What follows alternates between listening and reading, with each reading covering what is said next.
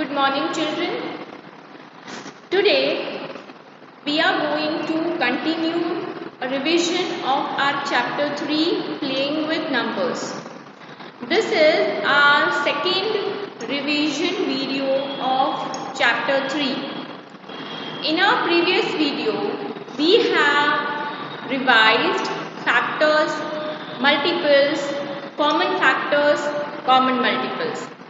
Today again we take a quick recap of factors, multiples, common factors, common multiples, and then we'll move to our next topic. Okay. If you remember, in our previous video I have asked you one question, that if I take out common factors of two numbers and if my common factor is only 1, as 1 is the factor of all the numbers, then what we call the pair of those numbers. Okay, so let's find out what we call those numbers. Suppose if I take 12 and 13. If I take 12 and 13. Now we'll find out factors of 12 first, factors of 13, and then we'll see what common factors are we getting. So factors of 12 always start with 1. Find out the combination number with 1. So that is 1 12s are 12. So here you are getting 12. After 1, as I have said, you have to follow the sequence. After 1, you have to go to the 2. As 12 is an even number, it is divisible by 2. So 2 can divide 12. As it is a very small number, orally also we can find out the combination numbers. So that is 2 6 are 12. Then move to the 3. 3 4 are 12.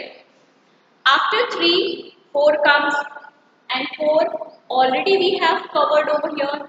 It means we have covered all the factors of 12. Now let's find out the factors of 13. So always start with 1. 1, 13 are 2, no, because 13 is an odd number. So 2 cannot divide it. 3, no. You all know these tables very well, so you can easily say whether this number comes in any of the tables or not. Okay, so now actually 2 is not possible, 3 is not possible, 4, 5, 6, 7, 8, 9, 10, 11, 12. Nothing is possible in none of the tables. 13 comes. Then comes 13's table, and 13 has already come over here. It means 13 has only two factors. One is number 1 and the other the number itself. So 13 has only two factors. Now by mistake also, if you add here some more factors, then it is wrong, because neither you can increase the factors of any number nor you can decrease the factors of any number, because it has a fixed number. Each and every number has fixed number of factors. If somebody asks you how many factors 13 has, it is 2. If you answer 1, then also it is wrong. If you answer 5, then also it is wrong. If you answer 3, 4, whatever, it has a fixed number of factors, and that is 2. Okay, now we'll see that what common factors are we getting over here. So here 12 has 1, 2, 3, 4, 6, 12. So 12 has 6 factors. Then 13 has only 2 factors. 1 and the number itself. Now Now, as per my question, I have to take out the common factors. And let's see what am I getting as a common factor.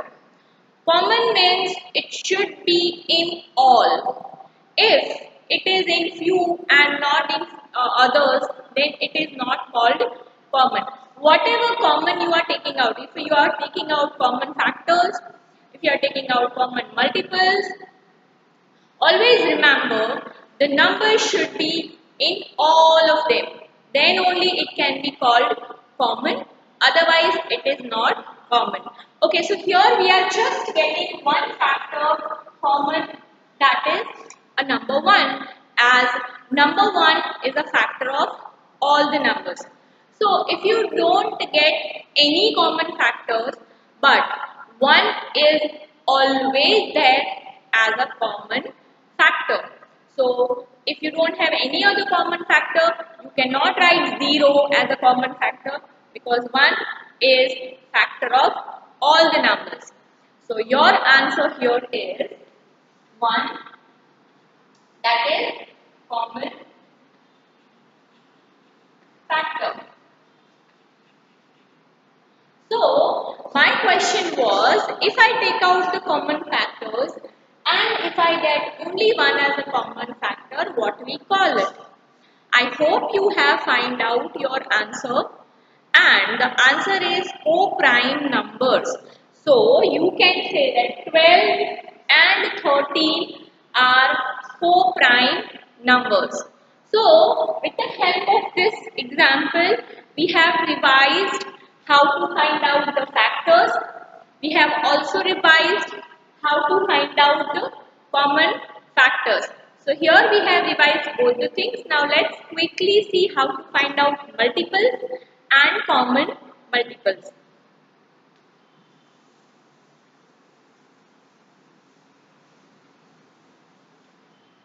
Now multiples, you just have to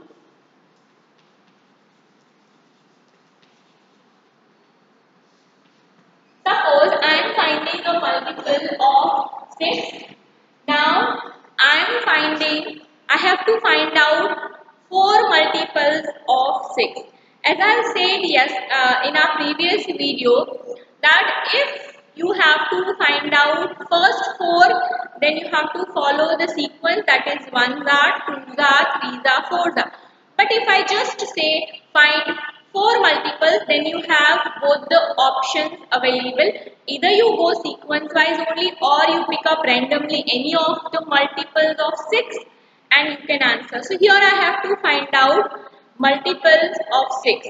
Now suppose one student is saying that 6 1s are 6, 6 2s are 12, 6 3s are 18 and 6 4s are 24. Now, suppose one student is following the sequence only for finding the multiples, first 4 multiples, okay, and the other one is just doing, picking up randomly the numbers, that is, suppose she is doing 6 5s are 30, 6 10s are 60, 6 11s are 66, 6 12s are 72. So here also she has found out 4 multiples of 6. Now this 4 multiples means here you can say that it was not mentioned first 4 or anything. So if you answer like this way, the first 4 multiples, then also it is right. And if you answer randomly any of the multiples, then also it is right. But if it is say first 4, first 5, first 3, like that way, this first word if it is mentioned, then please follow the sequence 1, 2, 3, 4, like that. Okay, now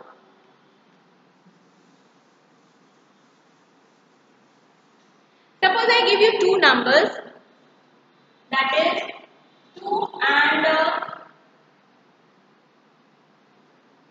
5. So let's find out the common multiples of 2 and 5.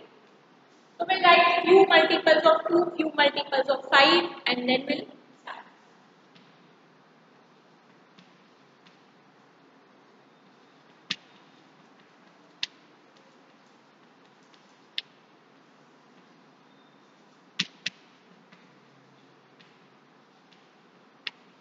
Okay, I have written few multiples of 2. Now I'll write few multiples of 5. We have to find out for two common multiples. First two common multiples. So as we'll get the first two common multiples, we'll stop writing the multiples. If you see, I have written many multiples in 2. It does not mean I have to write the same number of multiples in 5. My answer is first two common multiples. I have to find out first two common multiples, and as I get those first two common multiples, then I have to stop writing the numbers. Okay, so 5.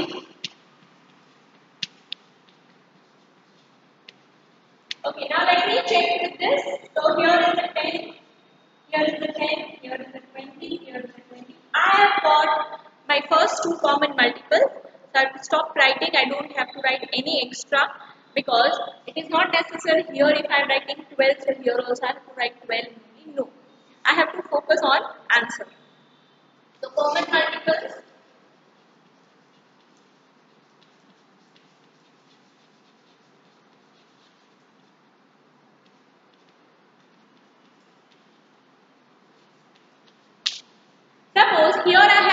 Suppose here I have find out two common multiples. If you want to find out 3, 4, then you have to extend and then you have to write more multiples of these numbers. Because multiples are unlimited, so there is no end. My answer was to find out first two common multiples, so I have found it out, and then my answer is over. If you want to find out 3 common multiples, 4 common multiples, then keep on writing multiples. Okay, here we have done a quick recap of previous videos topic, that is factors and multiples, common factors and common multiples. Now I will write down factors of few numbers and then we'll see what the difference in them.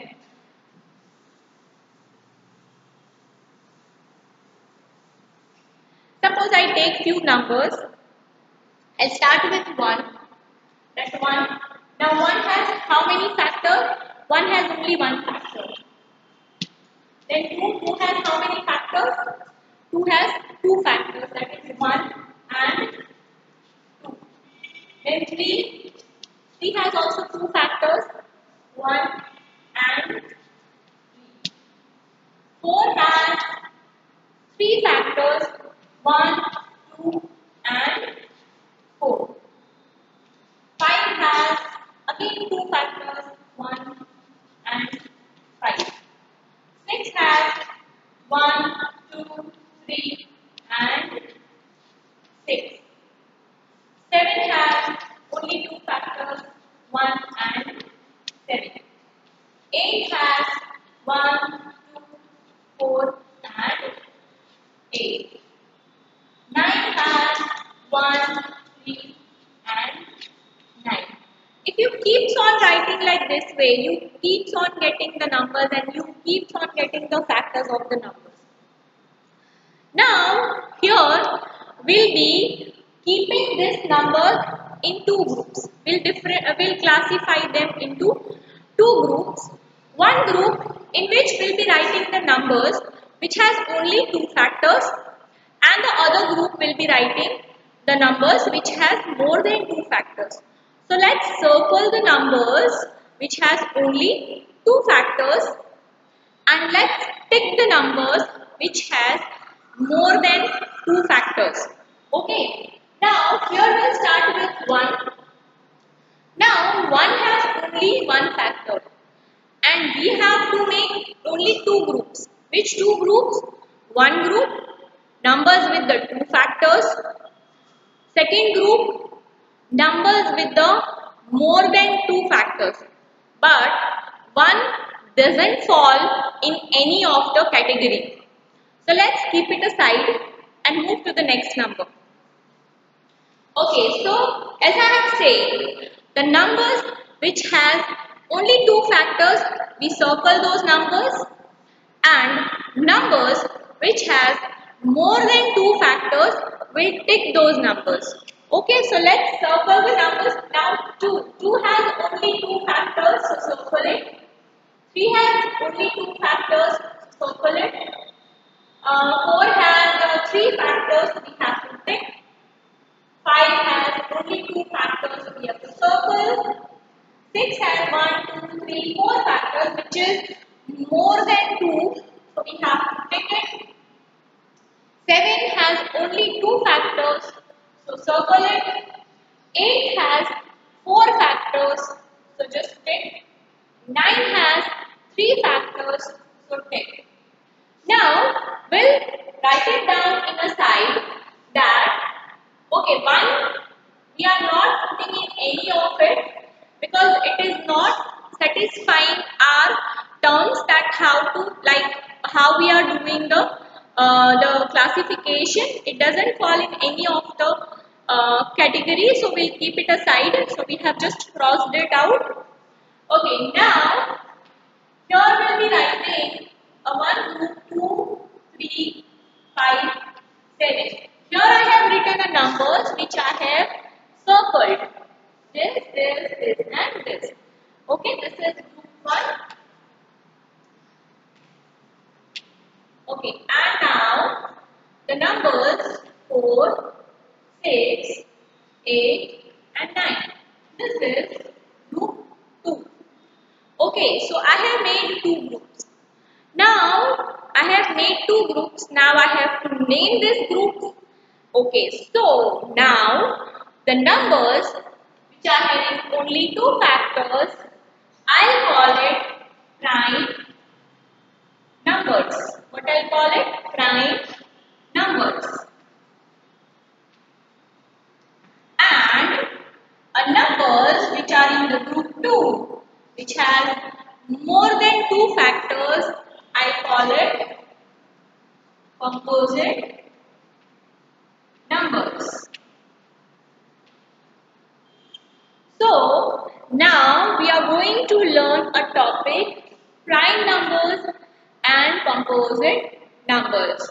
So the numbers which are having only two factors are called prime numbers, and numbers which are having more than two factors are called composite numbers. So here, if I want to find out if I want to find out that whether the given number is a prime number or composite number, it is very much important to know how to find out the factors. So here, if you want to classify whether it is a prime number or composite number, the first step is, first you have to find out the factors of the given number. If you get only two factors, it is called prime numbers, and if you get more factors, more than two, like suppose if you have got three factors, as you get 3 or and above, you have to put those numbers into the category of composite numbers. Now if you remember, we have learned divisibility rules. Now these divisibility rules are very helpful to find out the factors of the number. Only the thing, you have to start applying the rules to the numbers. We have learned divisibility by 2, divisibility by 3, 4, 5, 6, 8, 9, 10, 11. This all divisibility rules we have learned in our previous videos. Now, these rules are very nicely in an explanation form given in your textbook. If you go through it, you will understand it very well. But still, let us take a quick recap of this divisibility rules. Because if you want to find out factors quickly, then these rules are very helpful. If you know very well how to find out the factors, then you can easily find out prime numbers and composite numbers. So again remember, the numbers which are having only two factors are called prime numbers, and numbers which are having more than two factors are called composite numbers. So now I hope you have understood this prime numbers and composite number. As it is not a new topic for you. You have already studied it in your previous class, but still we have tried to understand it better. Okay, now let's take a quick recap of all the divisibility rules.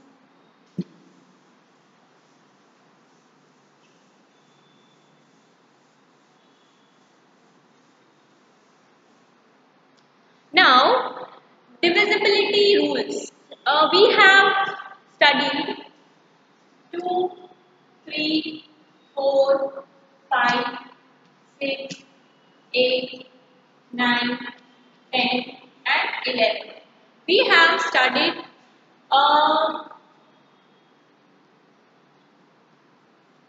9 divisibility rules. We have learned 9 divisibility rules. Now, we'll make, if you want to understand it better, there are many rules who has the same kind of rule of divisibility. For example, say 2, 5 and 10. If you remember the divisibility by 2, it says that if a number is ending with 0, 2, 4, 6, 8. If a number has 0, 2, 4, 6 or 8 at its ones place, means the last digit, ones place, then it is divisible by 2. Or else you can say, if a number is even, then it is divisible by 2. Okay, so if a number is ending with 0, 2, 4, 6 or 8, means if a number is having 0, 2, 4, 6, 8 at its ones place, you all know very well what is ones place. So then the number is divisible by 2. Now we relate these rules with, like, these 3 rules are almost same. Now what is the divisibility by 5 says? It also says the same thing. If a number has 0 or 5 at its ones place, then the number is divisible by 5. So if a number is ending, means its ones place 0 or 5, then the number is divisible by 5. The same way, the divisibility by 10 says, if a number has only 0 at its ones place, then it is divisible by 10. So you can see this divisibility by 2, 5 and 10 are very much similar. So this way, if you make them, if you remember, try to remember them a group wise, a similarity wise, then it becomes very easy to remember these rules. So again, divisibility by 2 says, if a number is having 0, 2, 4, 6, 8 at its ones place, then it is divisible by 2. Or you can say all the even numbers are divisible by 2. The same way, divisibility by 5 says, if a number is ending with 0 or 5, then it is divisible by 5. Divisibility by 10 says, if a number is ending, means its ones place is 0, then it is divisible by 10. Now, if you observe 0, 0, 0, it means what? If I take a number, for example, 2350. Suppose I have taken this number. So now this number is having 0 at its ones place. Right? 0 at its ones place. So can I say it is divisible by 2, it is divisible by 5 and it is also divisible by 10. So it is not at all necessary that one number is divisible by only one number. It can be divisible by many other numbers. So here you can say, for example, this 2350 is divisible by 2 also, by 5 also, and by 10 also. Because it is satisfying the terms of divisibility rule of by 3, divisibility rule by 5 and divisibility rule by 10. So it means this way, if you remember these numbers in a group, you can easily recall and easily apply the rules of divisibility. Now the remaining divisibility rules we will discuss in our next video. Till then, thank you. Keep revising. Okay. Bye.